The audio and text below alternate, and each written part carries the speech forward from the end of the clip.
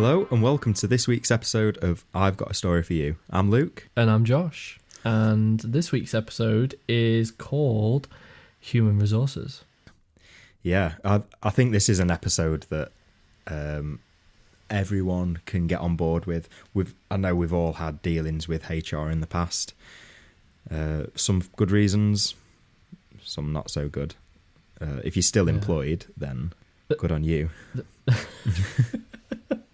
You saying it like you're a fucking dole lad. No, but like even the most normal people, you have a run-in with HR at some point in their life, and it's normally because a co-worker's like dobbed you in for saying something outrageous,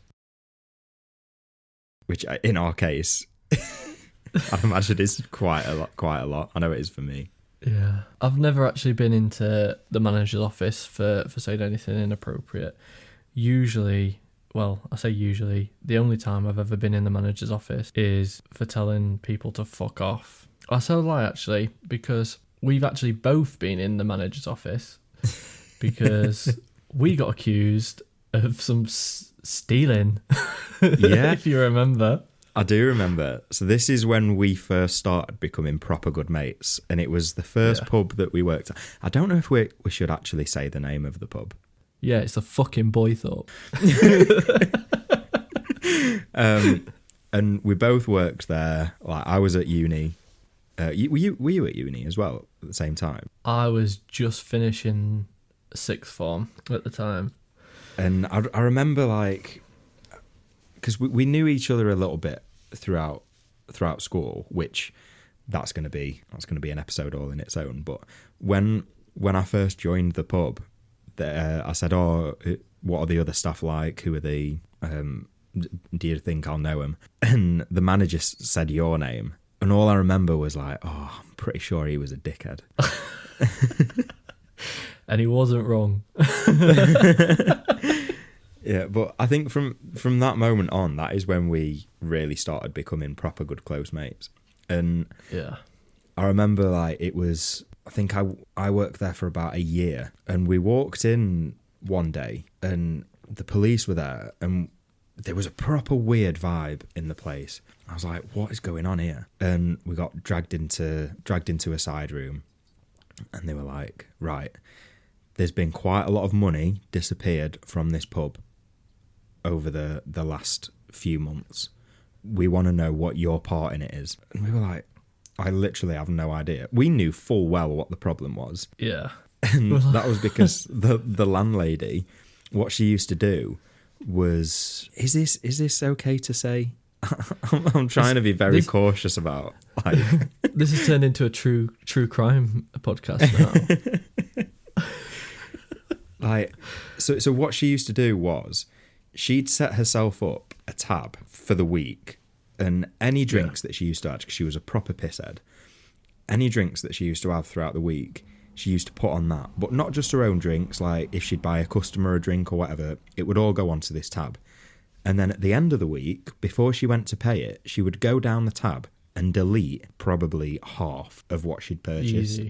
Easy off, yeah. But because it was a chain, like a franchise, they got an external company in to come and do the stock checks and stuff. And there was like, they said, right, we're missing like 3 bottles of vodka, about 5 or 6 bottles of wine, gin, like all the kegs are half of what we're expecting. And she must have been taking out about £100 to £200 a week in stock. We're mad. And we got accused for that. So they were like, right, what do you know about it? And we were like, nothing. I mean, to be fair though, she was proper lovely. Like probably one of the best managers that we had until it came to paying us.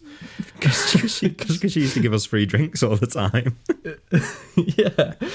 It was like one of those situations where do you dob them in, or do you risk not saying anything and then continue to get free drinks? Well, to be fair, we didn't continue to get free drinks after that because she got asked to leave straight away. Yeah. And then 2 other people took over. And the funny thing is, about 6 months after those 2 people took over, there was about 15 grand that was missing from the safe. And we got accused of that as well. Yeah, that was it. And then we decided to leave from there. I think you went. Did you go first? You ended up leaving. You went back to Clay Cross, didn't you? Yeah, I left just because there was another woman who worked there who, like... So I remember in, like, my last week of working there, I was running late to work one day. I think I was, like, an hour late because I couldn't get a taxi to get there. And I phoned the pub's phone and said, "Oh, I'm really sorry, I'm running late. I'll be there within the next hour." And she was like, "Oh yeah, no worries, that's fine." And then that was my last week there. Started working at the new place, and then I went to get my wage slip, and they'd knocked me off like 80 quid of my wages. And I was like, "No, this isn't right. Like, why is it so little?" And they said, "Oh, it's because you didn't turn up to that shift." I was like, "I did. I was an hour late." She was like, "No, you were more than an hour late." I was like, "I promise you I wasn't." And then they were like, "Oh, well, we've got call logs of you phoning the bar manager at the time saying that you weren't coming into work that day." And she's got that on her phone. And I was like, right. I said, "I can tell you right now that that's a lie because I never phoned her. I phoned the pub phone and I've got that in my call logs. So you show me your call logs and tell me when I called her to tell her that was happening." And I never got that 80 quid back. Nope.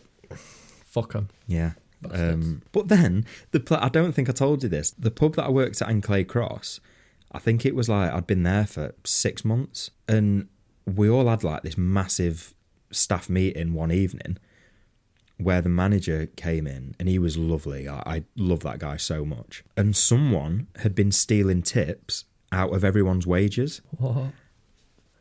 And I was like, I'm keeping my... No, I was really worried because I was like, obviously, only a couple of people who I worked with there knew about the shit that had happened at the Boythorpe.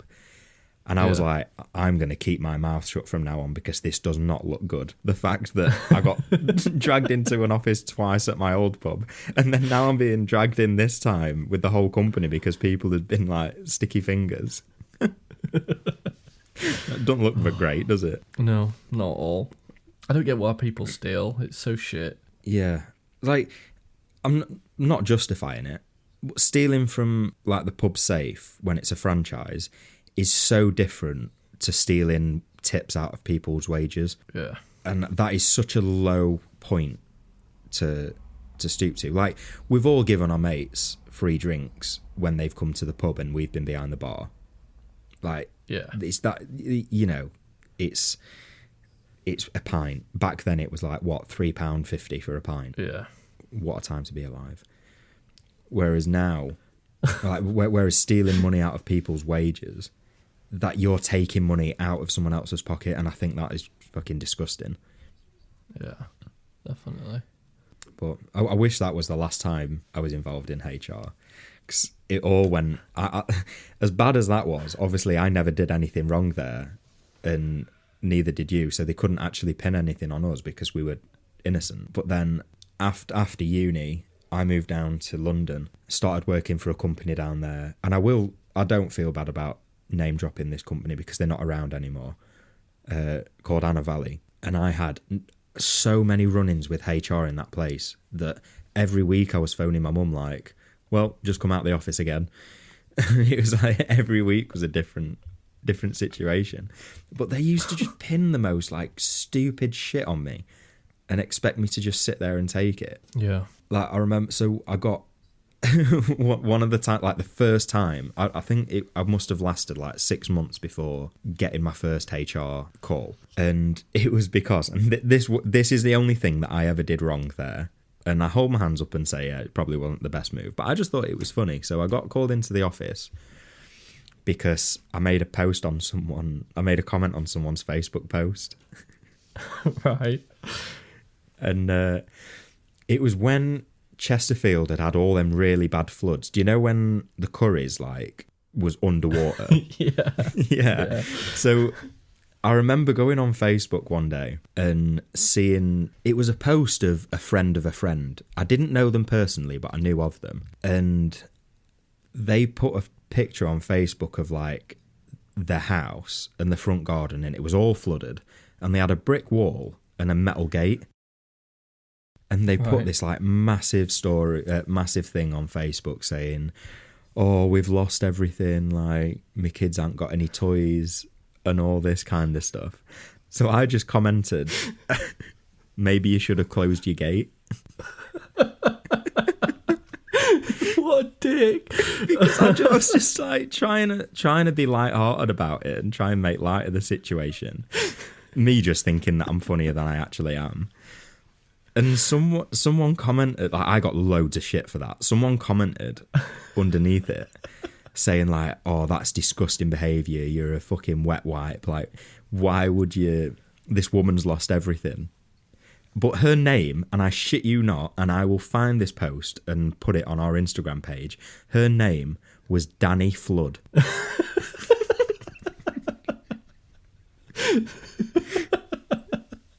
Like, I'm sorry, but at that point, you're just asking for a comeback. This conversation went on for ages on this post, and I was like, I can't remember what I said. I'll post the photo later. But she took it one step too far. She went on my Facebook feed, found out where I worked, and then screenshotted the conversation and posted it to Anna Valley's Twitter page, saying, I can't believe this is the kind of person you employ. Absolutely disgraceful. So I got dragged into HR, and like I was proper goody two-shoes when I first started there. It all went downhill. That's because I realised that they didn't actually give a shit about their employees, but that's whatever. And like, I got called into this meeting, and they explained, and the woman who was talking to me was trying so hard not to laugh when she was having a go at me. And she said, look, you just need to be mindful that even when you're not in work, you're representing the business and all this kind of stuff. And I was like, oh yeah, no, I fully appreciate that. And I ended up getting a written warning for it. And then after the meeting, like, I was just about to leave, and she said, just quickly, she was like, this is completely off the record, but what you said was pretty funny, and we all found it hilarious. But you just be careful what you do in the future. I was like, you can't just say that after giving me a written warning. What a dick. That woman lost everything but a fucking phone. She should have got that left in a flood as well. What a dick. Yeah, just imagine if she closed a gate. And can't believe people like went to that... Well, they still do, but go to that lengths just to fucking... I don't know. It just pisses me off. Got proper keyboard warriors. I wasn't personally responsible for a whole living room being like 2 foot underwater. You just got to be sensitive to people's feelings, aren't you, Josh? You have. Absolutely. That reminds me of my run-in with my last job, to be fair, because my manager at the estate agents, he was a bit of a wide boy, let's say. And you need to be careful how you phrase that. It sounds very sexual. I got shafted, but not in that way. He was still a bit sensitive. He didn't like being challenged. Yeah. And this one particular day, we had a rental property that we couldn't get rid of for love or money. And so basically what we did, we asked the landlord whether they'd accept cats. Now, he strictly said no cats or dogs. But this guy was letting refugees in his house. Like, he was considering refugees. So I thought, right, maybe we just ask him if he'd consider this tenant who's got a cat and a dog. And he comes out, like, in the office. He always used to, like, leave his door half open. Yeah. And I was like, right. And he went over and went, does it say that on the notes? And I was like, no, he says you can't have cats or dogs. And he went, well, why would you ask that then? I was like, he's asking for refugees in his house. He's obviously clearly desperate for a tenant to come in. What's the harm in that? So I started shaking my head, and he decided to come up to me and say, what are you shaking your head for? So bear in mind, he'd constantly start saying shit to me, like, throughout the whole time I was there, and he got comfortable with me being there, because I always used to keep myself to myself, but then I started sort of like opening my mouth and questioning things that he'd say. But this time he came up to me and was like, what's your problem? So out of nowhere, you know when you just get this like blank red mist that comes over you, that's the word, fucking red mist. Red mist that comes over, I just thought to myself, fuck it. I just went, you, like that. Like, it was the most like fucking stupidest thing. I just went, you. He went, what do you mean me? I went, I'm just sick of your shit. He went, you what? I went, you just constantly fucking questioning everything that I'm doing. You think you fucking know it all, and you just come over here asking me what the fucking problem is, and he just went fucking ape shit. Like, he stood up, and bear in mind, I had an appointment to go and see a client in the next like sort of 10 minutes, and I left it till last minute, so I was already like pretty much on my way to being late, and he fucking stands there in the middle of the like the like the office, let's say, and I went to go get the keys from the back, and he was still stood there. So he was like, where are you going? I was like, I've got an appointment. And I looked at him dead in the eye, and he went, well, when were you meant to be going there? I went, 10 minutes ago. He was like, right. And he fucking stood there, like, put his hand on me, and so I barged him out of the way, and I didn't know what I was doing at this point. I was like red misted and a lot, and it just nearly went into like a full on scrap in the middle of the office. And I went went on my appointment, rang my dad because he worked there as well. He was like deputy branch manager or whatever. Yeah, I was just like, oh, this dickhead's just fucking started on me. He was like, right. And my dad didn't help. He just questioned it. I was like, what did you do? What happened? So I was like, right, this is great. I'm fighting this one on my own. Yeah, that's because your dad knows you and he knows what you like. And the chances are you've fucking done something to upset him, which you did. Yeah, he deserved it, the prick. So anyway, I got back to the office, and he took me into his office, and I was like, right, here we are. Disciplinary, sack. And he was like, right, I don't appreciate you having a go at me in front of all the women in the office. So I was like, you what? Is that what he was worried about? Yeah, it was like, he's got such a tiny penis. And I was like, right. It was like, if you've got beef, we have it between us, like in my office or like away from everyone else. I was like, you were the one who started everything. Like, you came out and was looking to start like the argument. It was like, yeah. But we've got loads of women in the office, so I don't appreciate you doing it in front of them. I was just like, you're fucking taking the piss. So yeah, I didn't get a written warning or anything, but I showed him that I weren't going to take his shit anymore, and I didn't stay there very much longer. I ended up getting my job that I've got now. Yeah. But he was a bell end. Yeah. Managers normally are. I mean, Anna Valley was just such... So obviously what the story I just told, that was quite light-hearted, and it was a bit of banter, and we had a laugh about it. But then they just turned really nasty, and it only seemed to be aimed towards me. I don't know what their problem was with me, but so like one day I got called into the office by my line manager because, do you know the Lenovo laptops? Yeah. They've got that like little red cursor dot. The red dot. Yeah. So all the staff there had this thing where we used to steal each other's dots. And there was one guy who used to go ballistic when we did it to him. But it was funny to do it because it was funny to piss him off and wind him up. Yeah. And this one day, like, I took it off his laptop right in front of him, and he was like, give it me back. And I was like, no. He was like, give it me back. So I just put it in my mouth and swallowed it. And so they were like, we intend to investigate you on like eating a red dot off of someone's laptop.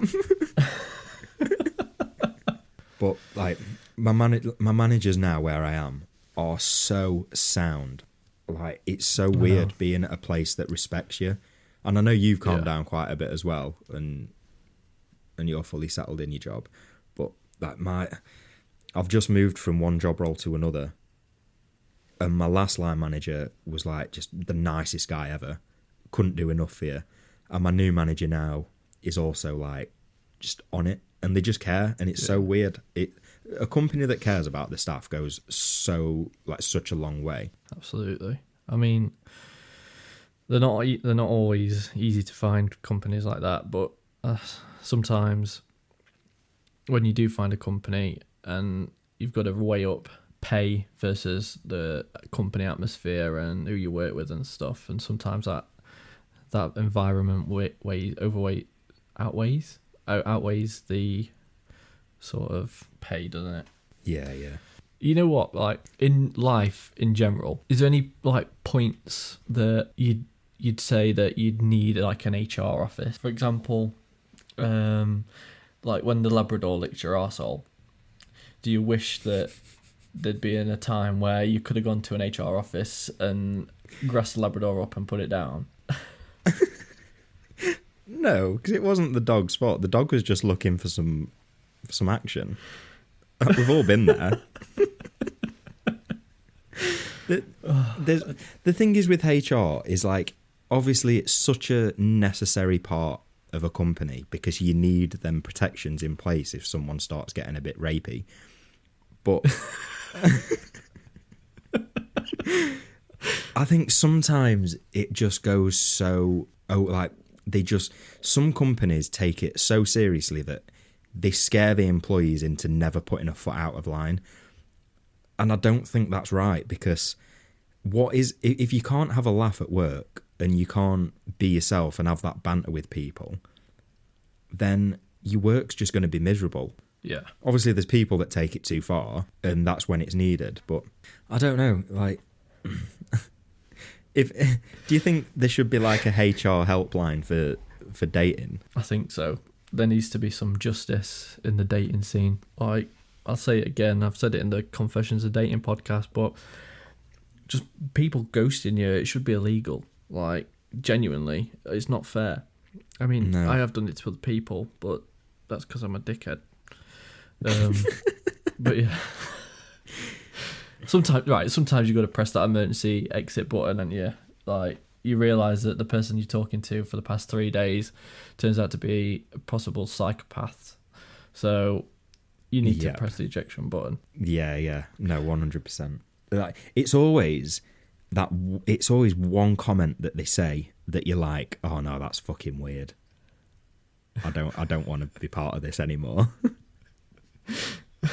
I've just remembered of a good story to say about one of my previous jobs. Right, we were getting a complete office refit, and my manager decided to buy some mats for the office. You know, like indoor mats.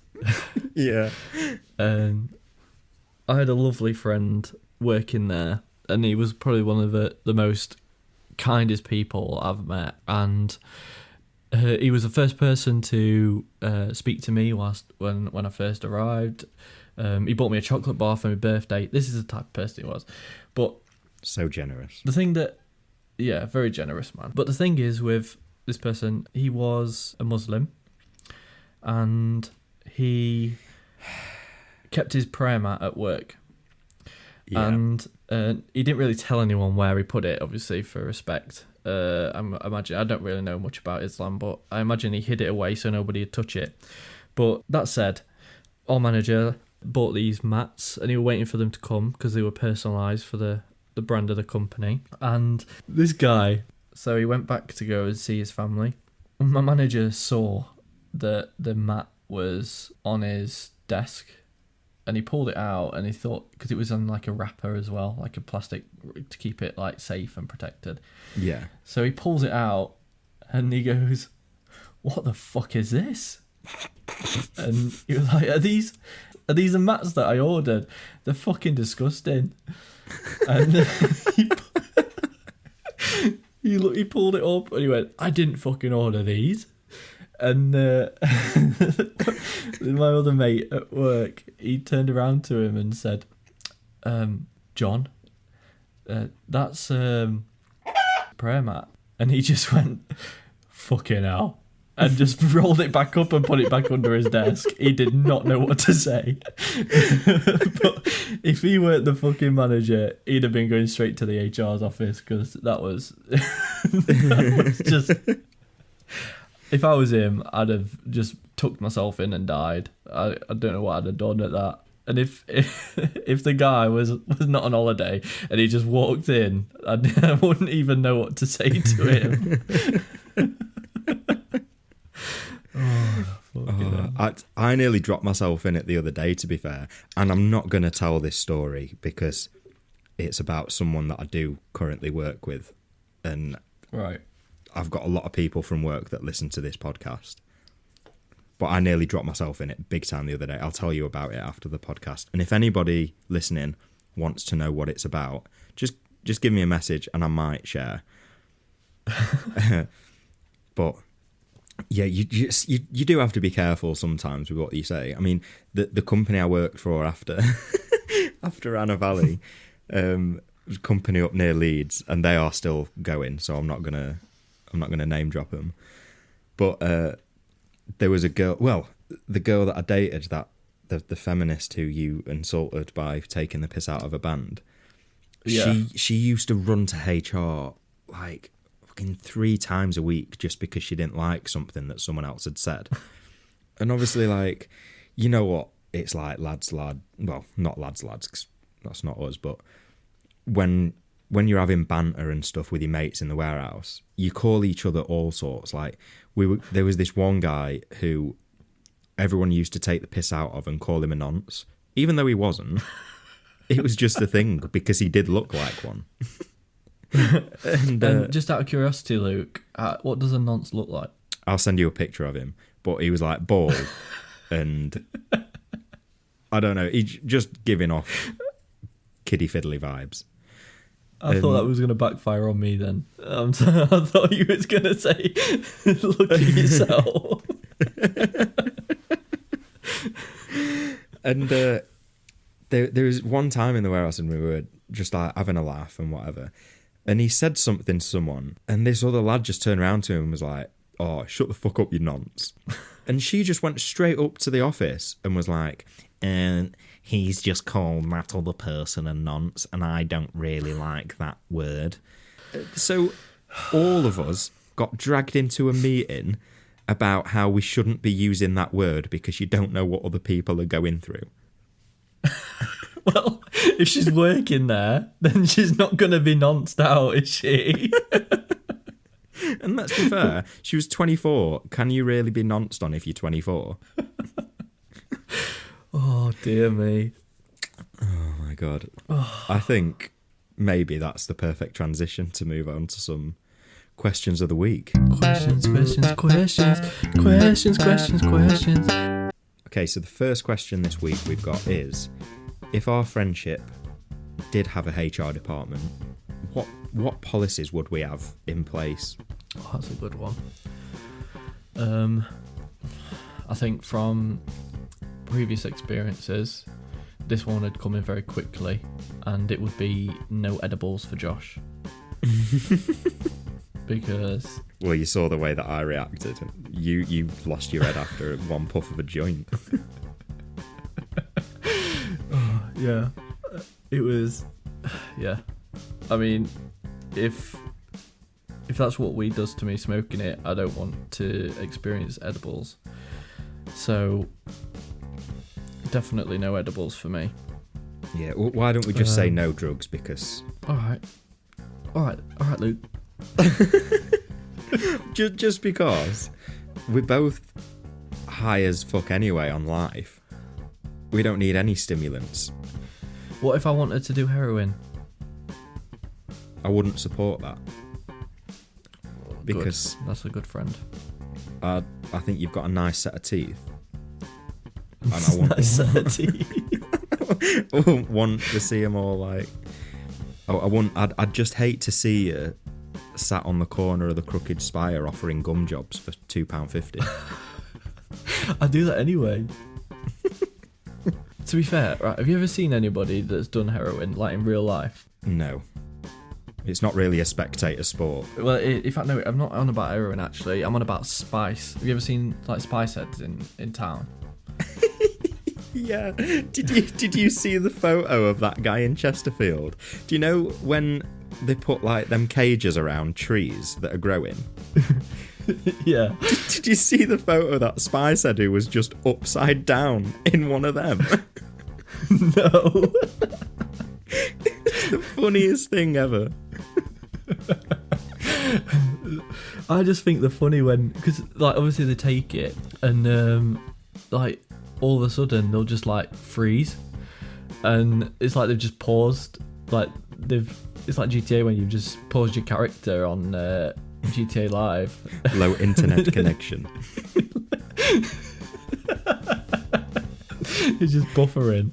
He just stood there monging out.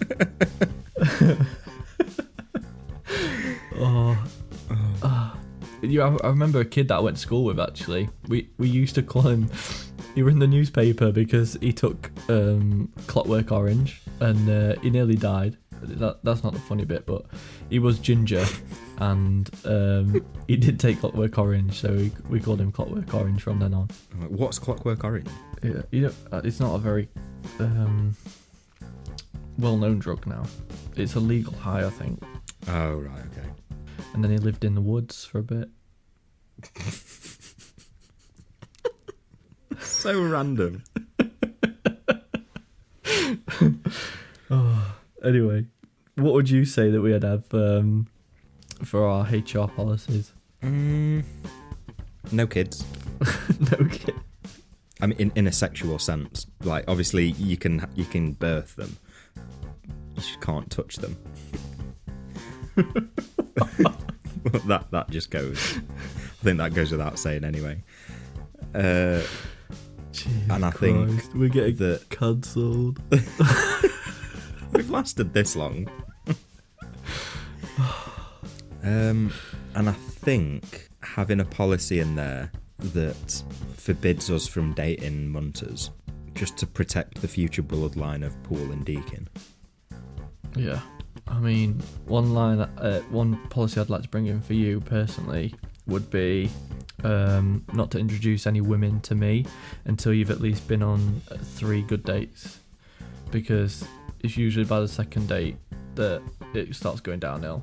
So I need you to be sure next time I meet someone, because you need to be sure that we're going to get on, because I'm a very specific friend. Yeah, but to be fair, if whoever I end up dating next isn't a fan of you, then I'm not going to be a fan of them, because me and you come as a package. If you're dating me, you've got to just expect that you're going to come out with some absolutely outrageous shit sometimes. I mean, like Hannah has kind of embraced me as your friend, I feel like I can say shit sometimes that that other people might not be able to get away with. Like when she was you'd come up to Manchester for the weekend or for the day, and we went out for some food, and Hannah was breastfeeding, and the waiter come up and he was like, "Oh, can I get you some drinks?" And I just pointed at your little Adam and I was like, "I'll have what he's having."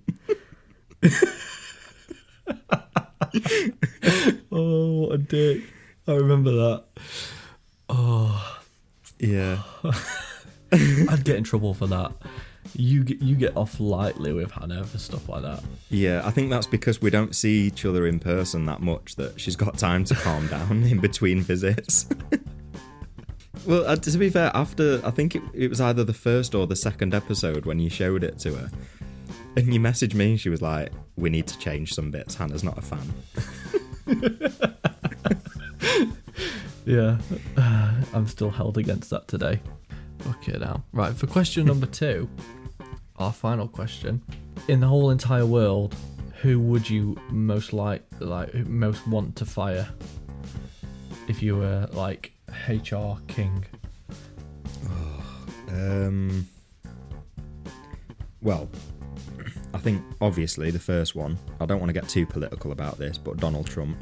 Because how can someone who's done the shit that he's done just walk away? Yeah. I'm probably going to get fucking shot for saying this. But You know, all our American listeners, they've gone. that two people in Kentucky. But we've got more Canadian listeners now. Have we? Yeah. So shout out to all the Canadians. Yeah. We do also, just quick listener insight, I will answer your question as well, but insight for the listeners, we have one person listening from Russia. How the fuck they have access to any of this, I do not know. They're probably in the gulag right now. But listening to Western media. But yeah, if you're still listening, Yuri, hello. Fuck's sake. Who else would I fire? I would get rid of Sabrina Carpenter just because. No. You Yeah. dare get rid of Sabrina Carpenter. No, hear me out, right? And this isn't just her. This is the whole pop scene in general. It's so manufactured, and it's not about talent anymore. It's just who's fit and who's gonna, like, obviously sex sells, but you've got to think about like the kind of examples that they're setting for the next generation. Like, you've got that's true, parents actually. taking their kids to her shows, and like I'm sorry if everyone's a Sabrina Carpenter fan, but you've got parents taking their kids to her shows, and she's pulling out. Don't get me wrong, I'm a fan of the moves, but not if you've not, like, what example is that setting? I mean, she's going on stage with a lingerie on, isn't she? Yeah. It's like, yeah, I know where you're coming from. Yeah, like, obviously Taylor Swift, she doesn't have to dress in the latest Ann Summers outfit to do well, and I don't think that Sabrina Carpenter has to do that. I don't know if it's a choice on her part or whether it's the record label and whoever's in charge saying this is how you need to act and dress. Because you see it a lot with Disney kids that end up going off the rails. Well, she is a Disney kid, isn't she? Well, there you go. Yeah. So Well, so that got a bit deep. That. yeah, it did. Who would you fire? Harvey Price. Why? Why Harvey? He's such a he makes my TikTok what it is. He's not a very good train announcer, although he is straight to the point. Just, this isn't going to make it in the podcast, but I want to tell you a joke. Okay. Did you hear that Harvey Price has released his own brand of Haribos? No. They're called Tanned Spastics.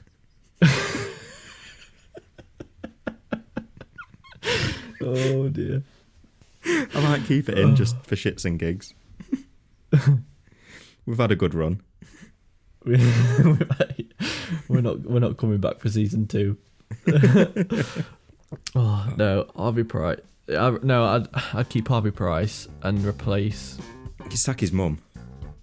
Yeah, I would keep Harvey Price and I'd sack his mum because she's a bit gone. Well, she's gone past a use by date now, hasn't she? There's only so much Botox she can stick in her face. Yeah. Does silicone have an expiry date? Yeah. Or are you just saying yeah, or do you actually know? No, it does. You have to have your boobs done every like 10 years or something. Oh, I need to book in then. Fucking hell. Would you fire anyone else? Out of the whole entire world. Yeah. I'm trying to think who's ruined the world. Well, Hitler didn't do great. Yeah, but he's probably dead by now. Yeah, probably. Mark Zuckerberg. Why, Mark Zuckerberg? He's just a prick, isn't he? Putting ads in my videos on Facebook. I've stopped watching so many videos halfway through because an unskippable ad pops up, and I'm like, I just don't continue watching out of principle because I'm like, you just fucking ruin it. Why do ads have to be in everything? I know. I'm not getting any unskippable ads. No, well, to be fair, I don't know if it's improved. This was a few months ago. I've just stopped using Facebook altogether pretty much now. It's all about TikTok. But even in TikTok, you get, like, most of my feed now is just people drop shipping and selling stuff on TikTok Shop. And it's actually doing my sconing. I'm just trying to think if there's anyone on TikTok I don't like. No one. Everyone on TikTok's good. Apart from that Paul guy, what's his name? The nonce one. Oh my god, I know exactly what you mean. Paul Breen? Yeah, probably. Sorry if you got the wrong Paul, but if you're the noncy blonde-haired Paul, you know who you are. Get fucked. There was that guy who got done. I don't know if he got done. Oh, what was his name? It was Paul something, and he used to do them videos of him like just singing and dancing to George Ezra. Yeah, that's the guy. Yeah. Yeah. Because of him, every time I hear that Green Grass song, all I can think about is paedophiles. Oh, very quickly, I've just thought of somebody that is quite relevant to now, but is a massive prick, and he needs deleting and firing off the planet because he's a massive bellend, and that person is Russell Brand. Oh yes, yeah. Do you think he did it? Yeah, absolutely. He's such a prick. Like, ever since he's been on telly, he's just been a massive bellend. Yeah, I always liked him because he was like eccentric, but now all this shit's come out, I'm like, but the thing is, you never know, do you? And it's if he has done it, then he deserves everything he gets. It's like despicable. It's always people in them high status places that just seem to get away with shit. But obviously, it's like 20 years on from it happening, and yeah, I don't know if he did it or not, so I'm going to reserve judgment. We'll keep you updated, and then we'll continue with our judgment in the next episode. Yeah, well, hopefully more shit will come out, and we'll be able to make some informed decisions. Yeah. Well, that was a bit of a bummer note to end on, but I think this is the perfect time to wrap it up. Well, it's pretty much like the HR department anyway, innit? So it's just full of doom and gloom. Yeah, I reckon following the release of this episode, I'm definitely going to get called into our HR things, being like, yeah, you need to stop the podcast right now. Unfortunately, we don't have any listener stories to read out this week. But if you've had any experiences with HR or anything that you want to share, any stories, misfortunes, mishaps, you know the drill, send them in to shaymanshenanigans@gmail.com or DM us on Instagram. But apart from that, thank you so much for listening. I've been Luke. And I've been Josh. And you've been listening to I've Got a Story for You. Bye-bye.